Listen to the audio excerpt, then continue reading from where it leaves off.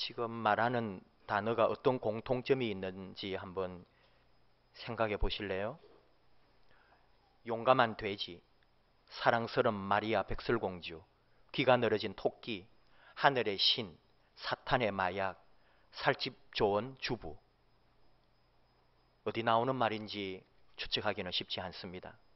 사랑스러운 마리아 백설공주, 살집이 좋은 주부, 뭔가 재미있는 표현이기도 한데 사탄의 마약 이런 말은 별로 마음에 들지 않습니다. 근데 지금 이 표현들은 모두 멕시코인들 사이에 유행하는 별명입니다.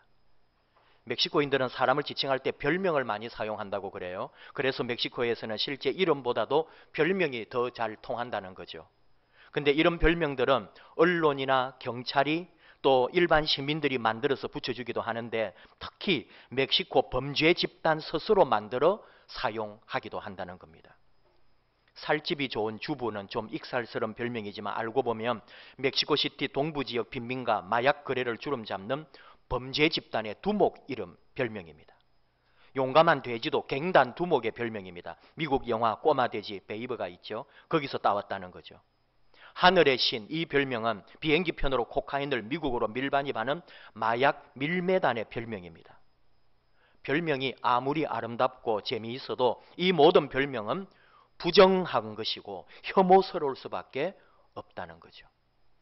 근데 여러분, 우리 예수 믿는 사람들도 별명이 있다는 건 알고 계시죠? 가장 대표적인 그리스도인의 별명, 그리스도의 향기, 그리스도의 편지, 왕같은 제사장, 거룩한 나라, 나름대로 멋지고 품위 있는 표현들입니다. 이 표현들 다 사도 바울이 사용했던 표현입니다. 그리고 우리 교회 공동체가 부르는 아름다운 별명이 된 거죠. 근데 하나 더 아시나요? 우리를 향해 부정적이고 우리를 경멸하는 별명이 하나 있었는데 바로 그 별명이 그리스도인이었다는 것을요. 그리스도인이라는 말이 세상에 처음 나왔을 때 제일 먼저 사용될 때 이 말은 가장 무시당하고 가장 혐오스럽고 가장 경멸하는 단어였습니다. 예수님이 승천하시기 전에 예루살렘과 온 유대와 사마리아와 땅끝까지 복음이 전파될 것을 말씀하셨어요. 그 말씀대로 예루살렘 교회에서 시작한 복음이 빌립 집사를 통하여 사마리아에 전파되고, 그리고 복음은 점점 퍼져서 이방인 고넬료 가정에 전파되고, 그리고 안디옥이라고 하는 이 외국의 이방 지역에 처음으로 교회가 섰습니다. 터키의 안타키아로 불리는 곳인데 지금은 작은 도시지만 바울 당시 2000년 전에 안디옥은 로마의 속주 중에 하나인 시리아의 수도였습니다. 그 당시 최고 문명, 로마 문명, 알렉산드리아 문명, 그리고 안디옥 문명이라고 할 정도로 어마어마한 도시였고 동양의 여왕이라는 명칭을 가질 정도로 아름답고 화려한 도시였습니다. 이 안디옥에 안디옥 교회가 있었던 거죠. 안디옥 교회는 사도 바울이 세운 교회는 아닙니다. 스데반 집사가 순교하면서 예루살렘에 많은 박해가 일어날 때 성도들이 사방으로 흩어졌지요. 그때 그 일부가 안디옥까지 가서 교회를 세웠던 겁니다. 그 소문을 들은 예루살렘 교회 사도들이 바나바를 안디옥 교회에 파송하여 교회를 이끌어가는 지도자로 파송해 줬던 거죠. 안디옥 교회가 일을 한 것 중에 특별히 우리가 기억하는 것은 주후 45에서 47년경 예루살렘이 있는 그 팔레스타인의 기근이 일어났을 때 많은 사람들이 굶어 죽었어요. 그때 이 안디옥 교회가 예루살렘 교회에 연보를 모아가지고 구제금을 보내주었던 거죠. 기독교 역사상 최초로 바울과 바나바를 선교사로 파송했습니다. 그리고 오늘 우리가 보고 있는 것처럼 처음으로 그리스도인이라고 불린 데가 바로 이 안디옥이었고 안디옥 교회였다 하는 거죠. 사도 요한의 제자로 알려져 있는 이그나시우스라는 분이 있는데 40여 년 동안 안디옥을 중심으로 선교했습니다. 그러다가 로마로 압송되어 주후 110년경에 로마에서 참수당하면서 순교했죠. 안디옥 교회는 여러 나라 여러 사람들이 몰려와가지고 외국인들로 구성된 교회였어요. 그러다 보니까 여기에는 또 5명의 외국 사람들이 교회를 지도했습니다. 지중해 안에 있는 그 구브로 섬, 키프로스라고 하죠. 레위인 바나바, 그리고 아프리카 출신인 니게르라고 하는 사람이 있었고요. 구레네 사람 로마 문화권에서 온 루기오가 있었고 헤롯의 젖동생이라고 하는 마나엔이라고 하는 사람도 있었어요. 이 마나엔은 세례 요한을 죽인 헤롯 왕이 있죠. 그 헤롯 왕이 어릴 때 유모의 젖을 먹고 자라는데 같이 그 유모의 젖을 먹고 자란 사람이 마나엔이고 권력계에 있는 사람이에요. 이 사람이 예수를 믿고 모든 것을 버리고 외국에 나가서 선교하는 전도자가 된 거죠. 그리고 바울까지 합하여 이렇게 5명이 안디옥 교회를 이끌어가는 지도자였습니다. 다른 출신 성분, 문화 그리고 피부색을 가졌지만은 한 마음으로 교회를 이끌어갔고, 안디옥 교회는 이 외국 교회로서 예루살렘에서 벗어난 첫 번째 외국의 교회로서 가장 모범적이고 잘하는 교회였다 하는 말입니다. 오늘 말씀 24절 끝에 큰 무리가 죽게 더하여지더라. 예수 믿는 사람들이 나날이 늘어나는 그런 안디옥 교회였단 말입니다. 그러자 안디옥에 있는 믿지 않는 사람들, 이 도시에 살고 있는 사람들이 예수 믿는 사람들을 그리스도인이라고 불렀다는 거예요. 너무너무 잘 아는 말씀이죠. 26절, 안디옥에서 비로소 그리스도인이라 일컬음을 받게 되었더라. 우리가 그리스도인이라고 지금도 불리는데 바로 그 뿌리가 이 안디옥에서 그리스도인이라고 불린 적부터 지금까지 2000년 동안 우리는 그리스도인으로 불리고 있는 거예요. 그런데 이 그리스도인이라고 하는 이 명칭이 우리가 생각하는 것처럼 아름답고 또는 우리가 생각하는 것처럼 귀한 명칭이 아니었다는 말입니다. 멕시코 갱단이나 범죄 조직에게 붙여주었던 것처럼 그 당시에 그리스도인이라고 불릴 때는 아주 나쁜 의미의 별명이었고 경멸하고 무시하는 말이 그리스도인이었다는 거죠. 안디옥은 세속 도시의 상징입니다. 활기차게 힘내어서 인생을 즐겨라. 안디옥을 발굴할 때 나온 그 모자이크 타일에서 나온 글자예요. 2400년 전에, 지금 사도 바울보다도 약 400여 년 앞서서 있었던, 발굴할 때 나온 그런 기원전 3세기에 나온 상류청 식당으로 추측되는 그런 데서 나오는 글자들이 인생 절기라는 거죠. 잘 먹고 목욕하고 타락하고 그런 도시의 전형적인 모습이에요. 근데 이곳에 예수 믿는 사람들이 들어온 거죠. 어느 날 예수 믿는 사람들이 교회를 만들고 자꾸 불어납니다. 전혀 지금까지 살아오던 삶과 다른 삶을 사는 거죠. 십자가에서 처형당한 예수가 세상 사람을 구원할 메시아라고 합니다. 정기적으로 모여가지고 예배를 드리고 떡을 떼고 포도주를 나누며 예배를 드립니다. 자기들이 그렇게 좋아하는 술과 오락을 금하고 이 사람들은 경건한 생활, 금욕적인 생활을 합니다. 전부 돈 때문에 싸우고 돈을 벌기 위해 사는데 그 돈에 대하여 초월한 사람들이 생겨났습니다. 일찍이 볼 수 없었던 완전한 새로운 모습을 보여주는 거죠. 말도 안 되는 소리를 하는 것 같고 모여가지고 뭘 하는데 살과 피를 먹는다 그러고 예수에게 미친 사람들, 예수에게 매인 사람들, 예수에게 노예된 사람들, 그렇게 해서 나온 명칭이 그리스도인이란 말입니다. 라틴어로 크리스티아노스, 그리스도인입니다. 라틴어에서 어떤 사람을 말할 때 종속되어 있을 때 그 사람 이름에다가 이아노스를 붙이거든요. 예를 들어 기록에 나와 있는 카를로스라고 하는 귀족이 있는데 이 카를로스에게 소속되어 있고 종속되어 있는 노예들을 말할 때 카를로시아노스라고 불렀어요.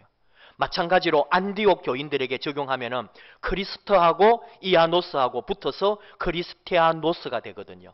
그리스도에게 종속되고 그리스도의 노예되고 그리스도의 소유권인 사람들, 한마디로 종들이고 노예들이라는 거죠. 왜 이런 별명을 얻었나요? 예수 안 믿는 사람들이 보기에 예수 믿는 사람들은 분명히 자기들과 다르단 말이죠. 생각도 다르고 행동도 다르고 사는 것도 다릅니다. 문제는 다르면 자기들끼리만 다르면 되는데 그 예수 믿는 사람들이 지금까지 이 안디옥의 사람들이 구축해 놓은 세계의 질서를 흔들어 버린다는 거죠. 예수 믿는 사람들이 나타나면 이전에 없던 일들이 일어납니다. 이전에 없던 사건이 일어납니다. 예수의 이름으로 병자가 치유되고요. 돈을 위해 무엇든지 하는 사람들 사이에 돈을 무시하고 돈에 매이지 않습니다. 음란하고 사기치는 사람들이 180도 예수를 만나서 바뀌어 버립니다. 심지어 노예와 주인이 다 같이 그리스도 안에 한 형제를 하면서 한 집에 모여 예배를 드리고 있네요. 좀 더 설명을 해보면 예수 믿는 사람들이 나타나면서 안디옥 도시가 몸살을 앓았다는 말입니다.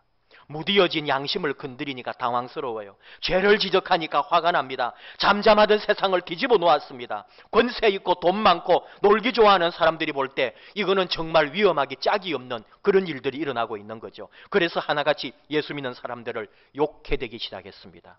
무시합니다. 경멸합니다. 예수의 노예들, 그리스도의 노예들, 크리스티아노스라고요. 사도 바울이 데살로니가에서 전도할 때 사람들이 이렇게 비방합니다. 천하를 어지럽게 하는 사람이라고요. 현대어 성경은 세상을 소란케 하는 사람이라고 했어요. 킹 제임스 번역에서도 세상을 뒤집어 엎는 사람들이라고 했습니다. 그 당시 사회는 예수 믿는 사람들을 그렇게 보았어요. 사도 바울이 나중에 벨릭스 총독 앞에서 대제사장 아나니아가 이제 벨리스 총독 앞에 신문 받을 때에 그 대제사장 아나니아가 변호사를 데리고 오거든요. 바울을 고소하려고. 그리고 막 거짓말로 모함을 합니다. 유대인을 소욕케 하는 사람, 이단의 괴수, 성전을 모독한 사람이라고 그 온 사람이 바울을 막 고소하는 거예요. 거짓말로. 그러면서 이 더둘로가 사도 바울을 가리켜서 이렇게 말합니다. 사도행전 24장 5절. 전염병 같은 자라고요. 전염병을 일으키는 자, 전염병을 퍼뜨리는 사람. 중동 사스를 비롯해서 우리 동남아에서 온 그런 여러 가지 전염병 들어오면은 온 나라가 비상체계입니다. 난리가 납니다. 정말 실제로 그 전염병에 감염되어 죽는 사람도 생깁니다. 그런데 사도 바울이 그런 전염병을 퍼뜨리는 사람이라는 거죠. 예수 믿는 사람들이 전염병 같은 존재라는 거죠. 어떻습니까, 여러분? 그래서 그리스도인들은 전염병 같으니까 없어져야 할 존재입니까? 아닙니다. 우리는 그 별명을 도리어 영광스러운 별명으로 받습니다. 예수를 전염시키는 자들, 예수를 전파하는 자들, 예수를 퍼뜨리는 사람들. 사도 바울뿐만 아니라 예수 믿는 사람들이 들어가는 곳, 그리스도에게 속한 사람들이 있는 곳마다 세상을 들썩거리게 하고, 어떤 사람은 인생이 휘청하며 가던 길을 돌아서게 되고, 세상의 기존 질서가 흔들립니다. 전염병이 퍼지는 것처럼 예수의 복음이 예수 믿는 사람들이 퍼져나갑니다. 그렇습니다. 예수 믿는 사람들은 전염병 같은 존재고 세상을 뒤집어 놓는 사람들입니다. 그래서 미움을 받을 수밖에 없습니다. 지극히 당연합니다. 왜냐하면 우리가 믿고 전하는 예수님, 그분이 그 당시에 미움을 받고 모욕당하고 죽임을 당하지 않았습니까? 세상은 얼마나 무서운지요. 조금이라도 자기를 거스르는 것에 용서하지 않습니다. 누구든지 세상을 무난하게 살려면 물 흐르는 대로, 바람 부는 대로 그렇게 살아야지, 조금이라도 세상의 흐름에 역류하는 것은 위험한 일이 아닐 수 없습니다. 그래서 사람들은 진실을 알면서도 입을 다뭅니다. 그런데 예수님은 거짓으로 위장된 이 평화를 무참하게 깨버리십니다. 나는 이 세상에 불을 지르러 왔다고요.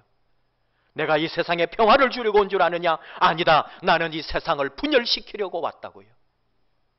예수 믿는 사람들, 다시 말하면 그리스도인들은 이 세상을 변화시키는 사람입니다. 우리는 예수와 연결된 사람이에요. 예수님을 믿는 사람들입니다.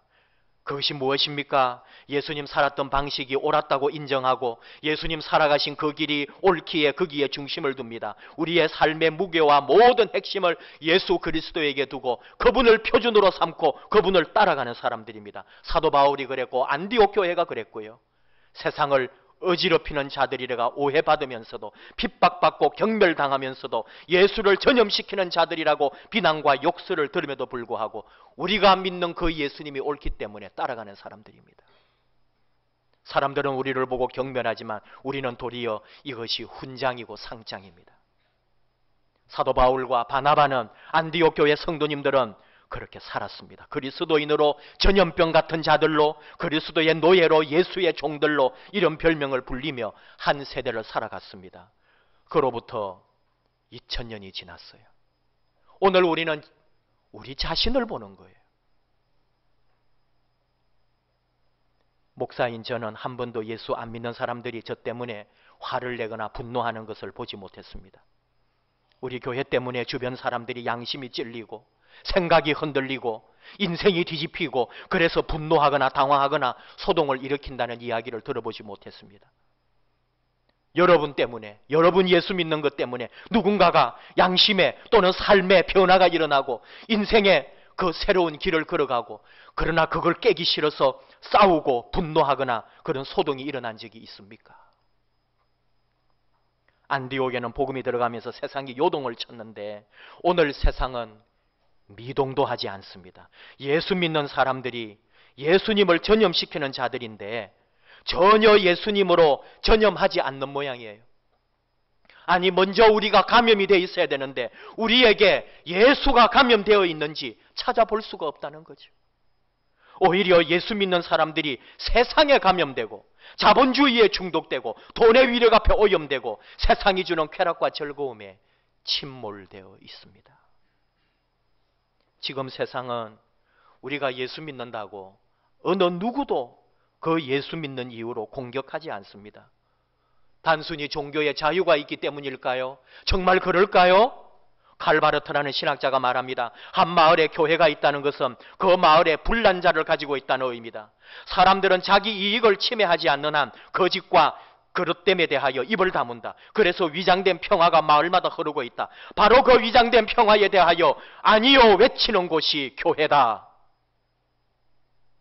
우리가 세상을 향하여 외치지 않기 때문에, 세상의 질서를 흐트러뜨리지 않기 때문에, 예수님을 전염시키지 않기 때문에 핍박도 없다는 사실을 인정해야 되지 않을까요? 오늘 특별히 바나바가 등장했습니다. 24절, 바나바는 착한 사람이요 성령과 믿음이 충만한 사람이라 이에 큰 무리가 죽게 더하여지더라. 큰 무리가 죽게 더하여지더라. 이건 우리가 하는 일이 아닙니다. 교회에 사람이 불어나고 부흥이 되는 것은 우리가 하는 일이 아닙니다. 주님이 하시는 일입니다. 근데 주님이 언제 그렇게 하시나요? 바나바와 같은 사람이 있을 때, 바나바처럼 착하고 인품 있고 성령과 믿음이 충만한 사람이 영적 지도력과 영적 영향력을 행사하며 교회를 섬길 때에 하나님께서 큰 무리가 더하여지게 하신다는 거죠. 바나바는 밭을 팔아서 재산도 또 다 내어놓은 그런 사람이지만은 무엇보다도 사람 보는 안목도 뛰어난 화목의 사람, 화평의 사람이었잖아요. 교회를 박해하던 사울이 다메섹에서 회심했지만 사람들은 여전히 사울에 대하여 확신을 갖지 못했어요. 그때 바나바가 책임을 지고 예루살렘 교회에 사울을 데리고 와서 나를 믿고 이 사람을 받아주라고. 그리고 오늘 말씀에 안디옥에 바나바가 파송되어 갔다가 나중에 다소에 있는 바울을 불러왔다는 거예요. 그리고 같이 이 안디옥 교회를 1년 동안 섬기고 가르치고 교회를 이끌어갔다는 거죠. 그리고 정말 그때부터 바울은 바울이 되고 온 이방의 선교사가 되어 진짜 하나님의 종으로 쓰임받게 되는 거예요. 바나바 덕분에. 여러분, 우리가 복음을 외쳐도 세상이 꼼짝도 하지 않는 것은 복음의 능력이 없기 때문이 아닙니다. 복음이 죽어서 그런 게 아닙니다. 복음을 전하는 우리 그리스도인들이 세상 사람들 눈에 세상을 소란케 하고 뒤집어 엎는 영향력을 행사하지 못하고 그 마음을 느끼지 못하기 때문인 거죠. 우리가 예수님을 삶으로 살아내지 못하기 때문입니다. 그래서 그리스도인이라는 말이 옛날에는 남들이 우리를 경멸하는 말이었는데 그리스도인이라는 말이 지금은 우리 스스로 부끄러운 말이 되었습니다. 과거에는 남들이 그리스도인이라고 비난했지만 지금은 우리 스스로 부끄러워서 그리스도인인 것을 숨길 때가 얼마나 많습니까? 여러분, 우리 다시 한번 그리스도인이라는 그 영광스러운 별명을 갖고 싶지 않습니까? 부끄럽지 않은 그리스도인이 되고 싶지 않습니까? 남아있는 생애에 정말로 예수 잘 믿는, 정말 예수꾼, 예수쟁이로 내 삶을 한번 마무리해보고 싶지 않습니까? 진짜 예수 믿는 사람. 안디옥 교회는 역사 속에 사라졌지만 그리스도인이라고 하는 별명을 남겨줬어요. 우리도 언젠가 다 사라질 겁니다. 우리 몸뚱아리도, 우리 가지고 있는 것도, 우리 가진 명예도, 우리 가진 모든 권세도 다 사라집니다. 그때 무엇 하나 남겨놓을까요? 무슨 별명 하나 남기고 갈 수 있을까요? 주님의 교회가 살아있는 한 그분은 정말 예수님만 아는 사람이었다고, 정말로 예수 잘 믿는 사람이었다고, 예수님을 전염시키던 사람이었다고, 바로 그 교회는 예수님이 살아있고 예수님을 퍼뜨리는 교회였다고, 이 별명 하나 남겨놓고 가고 싶지 않습니까? 예수를 전염시키는 자, 예수를 전염시키는 교회, 성령과 믿음이 충만했던 사람, 그 사람 예수 믿는 것은 알아줘야 한다고 많은 사람들이 칭찬했던 그 한 칭찬, 저 사람은 진짜 그리스도인이야, 이 교회는 진짜 예수쟁이들이 다니는 교회야, 이런 소문, 이런 별명 얻는 저와 우리 교회 바로 여러분 되시기를 주님의 이름으로 축복합니다. 기도하십시다. 하나님 아버지, 감사합니다. 그리스도인, 진짜 그리스도인 별명 얻기 원합니다. 진짜 예수 잘 믿는 사람으로 평생 살기 원합니다. 그리스도인이 예수 믿는다는 말이 부끄럽지 않은 삶으로 내 삶을 마치기 원합니다. 예수님을 전염시키는 자가 되고 예수님을 전염시키는 교회가 되기 원합니다. 우리를 그렇게 사용하여 주시옵소서. 예수님 이름으로 기도하옵나이다. 아멘.